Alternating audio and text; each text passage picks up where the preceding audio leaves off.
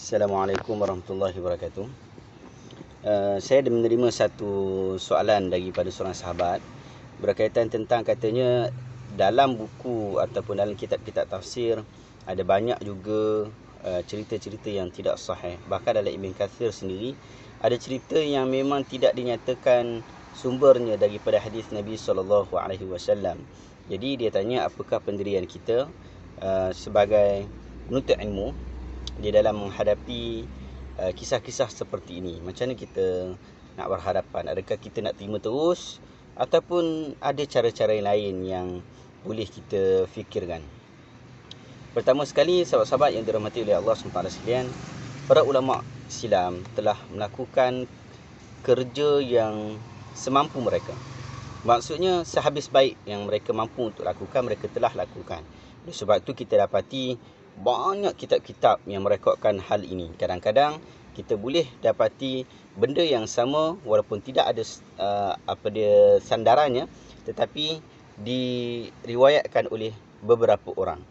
Bukan menunjukkan itu sebagai satu kebenaran, tetapi menunjukkan kesungguhan para ulama di dalam merekodkan. Kemudian itu adalah satu fasa dalam perkembangan ilmu.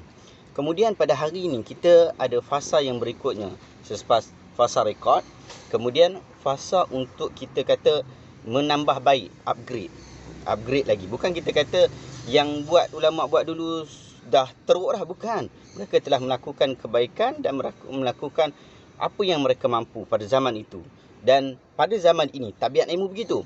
Pada zaman ini teknologinya begitu mantap, teknologinya lebih baik, kita perlu membuat penambahbaikan. Demikian juga jika anak-anak kita nanti, maksudnya mereka ada teknologi yang lebih baik, maka pasti mereka akan buat yang lebih baik daripada apa yang kita lakukan. Dan yang kita dapati adalah daripada sudut rekod hadis-hadis ini, ada yang sahih dan ada tidak sahih.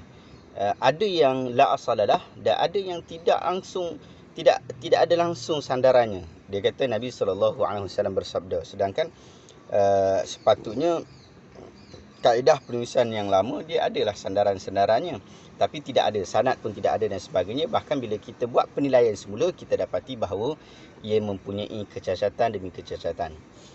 Jadi apa yang kita perlu lakukan sebagai orang awam? Pertama sekali, kita mesti menyelamatkan diri kita. Cara menyelamatkan diri kita, pertama kita cari kitab-kitab muktabar. Satu. Yang kedua, kisah-kisah yang disampaikan dalam bentuk meyakinkan. Jadi kita sampaikan kepada orang. Yang ketiga, maksudnya kita cari asas dulu. Maksud asas kita adalah guru. Iaitu guru kita adalah orang yang saleh, orang yang dipercayai tidak berbohong dan mempunyai kelayakan dalam pendidikan. Jadi kalau kita nak baca buku ulama mana pun, jadi sama juga kita nak ambil manfaat daripada buku dia, mestilah dia adalah orang yang saleh, dia tidak pernah berbohong, tidak pernah dikatakan sebagai pembohong, dan dia juga adalah seorang yang berkelayakan daripada sudut pendidikan. Dulu tak ada sijil, tapi kita boleh kenali dia dengan dia manaqib, dengan pujian-pujian orang, pujian ulama-ulama lain kepada dirinya. Itu yang pertama. Jadi apabila kita tahu tentang hal tu, hari ini adalah hari upgrade. Waktu sekarang adalah waktu upgrade. Sebab tu kita tengok website-website yang mantap sekarang, yang darar.net, Maktabah Asyamilah yang dulu dan sekarang pun masih lagi advance dalam bahagian untuk membuat kajian berkaitan dengan hadis dan sebagainya, sudah berkembang. Pun begitu malang bagi kita orang Malaysia apabila kita kekurangan rekod, sehingga kelajuan yang telah didapati oleh orang-orang Arab atau orang-orang Arab, kita kurang lagi. Bahkan kita ketinggalan dengan Indonesia agak jauh. Jadi kita perlu catch up. Perkara pertama yang kita tak ada, yang utama yang kita tak ada adalah rekod.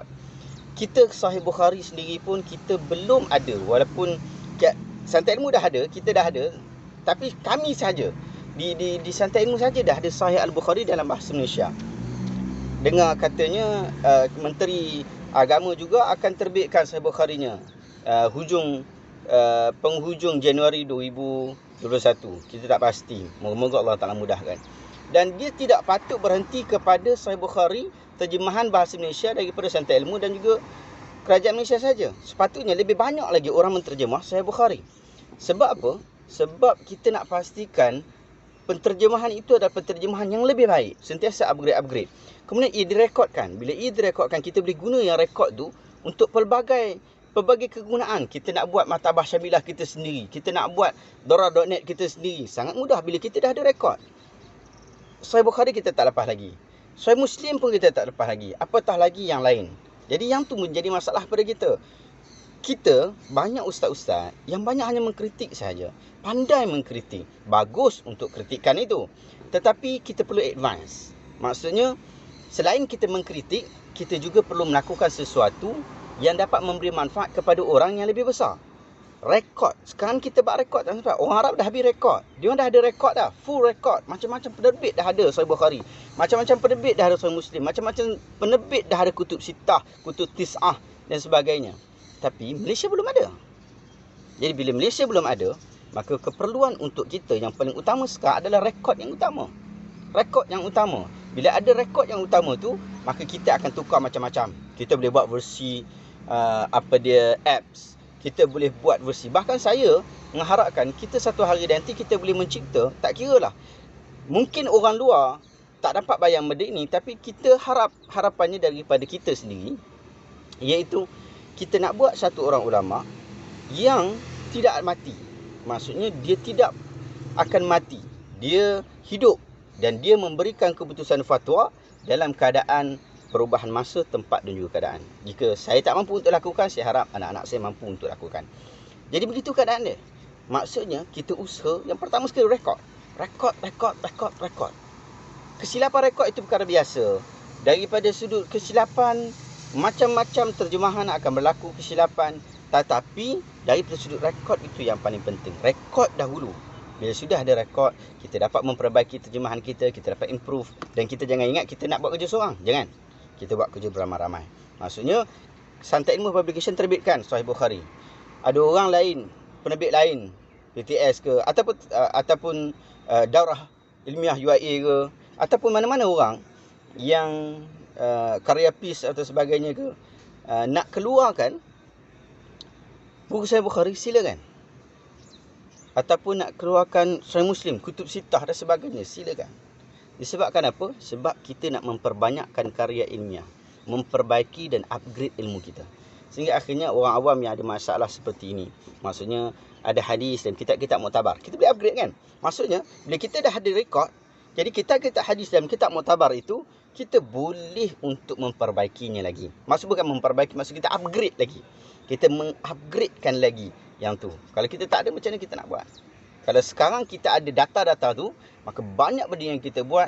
Dan moga-moga dengan usaha kita yang sedikit dapat membantu orang untuk membuat kerja lebih banyak lagi. Dan akhirnya kita dapat memanfaatkan ilmu kita yang sedikit ini di hari akhirat nanti. Moga-moga sedikit perkongsian saya dapat memberi penjelasan kepada soalan. Dan moga-moga Allah Ta'ala mudahkan urusan kita. Assalamualaikum warahmatullahi wabarakatuh.